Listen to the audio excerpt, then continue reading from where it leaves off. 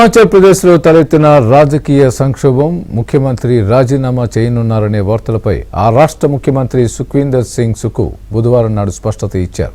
తాను సీఎం పదవికి రాజీనామా చేయడం లేదని అన్నారు. తననెవరూ రాజీనామా చేయమని అడగలేదని కూడా చెప్పారు. కాంగ్రెస్ ప్రభుత్వం తాత్కాలికంగా గట్టెక్కినట్లే అనుకోవాలి.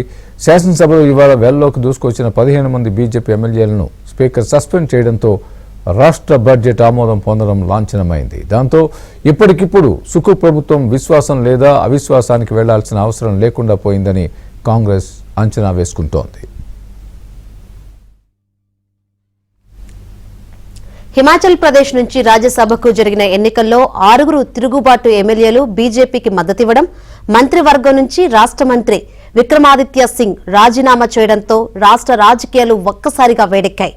6 ఎమ్మెల్యేలు బీజేపీ అభ్యర్థికి అనుకూలంగా ఓటు వేయడంతో ఉలిక్కిపడిన కాంగ్రెస్ అధిష్టానం వెంటనే నష్ట నివారణ చర్యలకు దిగింది.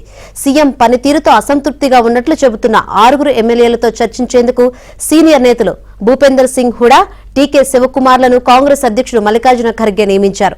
ఈ ఇద్దరు ప్రతినిధులు బుధవారం సిమ్లా చేరుకుని కాంగ్రెస్ ప్రభుత్వంలో తలెత్తిన సంక్షోభ పరిస్థితిని అంచనా వేశారు. అనుమానిత 6 ఎమ్మెల్యేలు స్పీకర్ ముందు హాజరై తమ వివరణ ఇచ్చారు. కాంగ్రెస్ అధిష్టానం తమకిచ్చిన నోటీసు అసంపూర్ణంగా ఉందని వాళ్లు వాదించారు.